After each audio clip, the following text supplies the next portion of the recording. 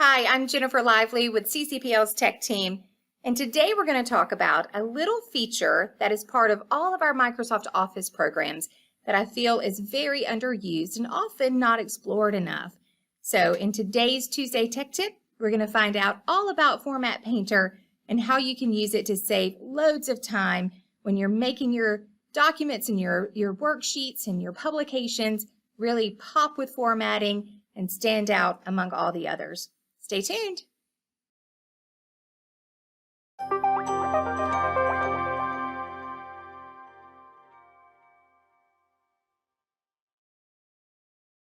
So here are the basics of using Format Painter.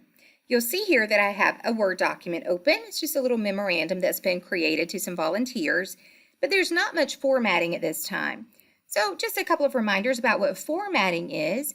We could easily come over to the word memorandum and come in the margin to click once and highlight that line of text. We do have a little floating toolbar that appears that helps you with some formatting, but I like to come up to the ribbon where you'll see the font group where we can adjust several things. So if we didn't want the default font of Calibri, we could click on the down arrow and switch it to something else like Arial Rounded, MT Bold. We could also come up to the font size and make it much larger to get some attention there.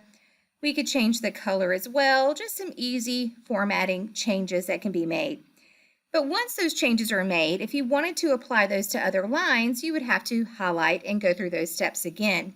Except there is that lovely little tool called Format Painter. Well, I'm going to show you how to use that in a different context here, not with that memorandum line. Let's say that I want to come down here to upcoming events, and we'd like to highlight that first line. We're going to actually bold that line. We're going to indent it a bit to send it over, away from the margin some. We're going to make it a little bit larger. I'll just use the increase font size icon for that. And there you go. So that one was for January. If I click away, you'll see those changes have been made.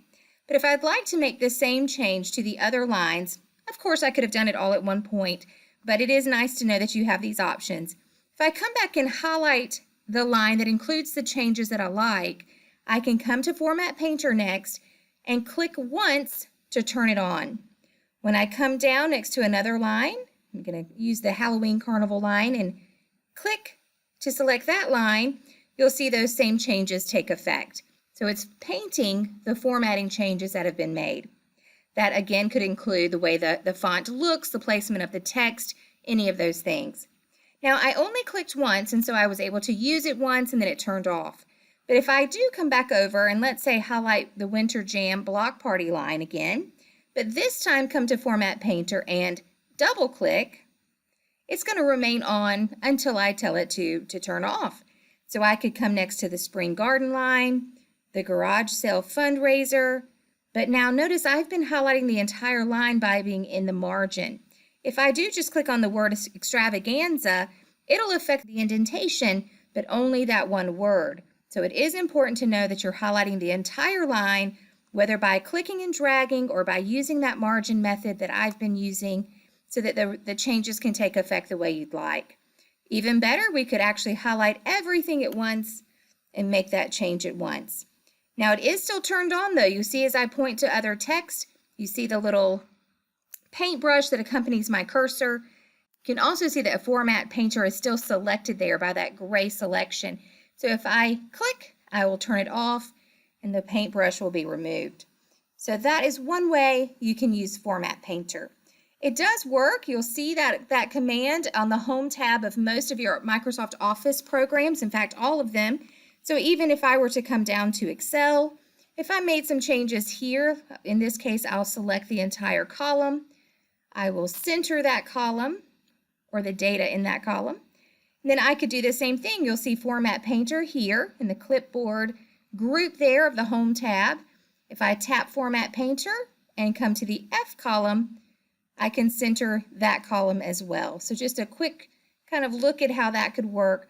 It does not affect the column widths or the row heights. That's not how Format Painter would work, but certainly the appearance of the text with the size, any of those sorts of things as far as the font size, the color, and the alignment of that text or that data as well.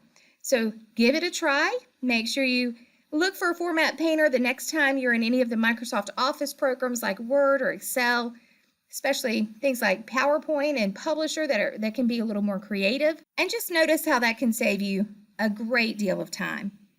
And remember, if you have other questions for the tech team, you can always give us a call at 843-805-6885, or you can certainly send us an email at techteam@ccpl.org, and we'll be glad to help you out with any of your technology needs.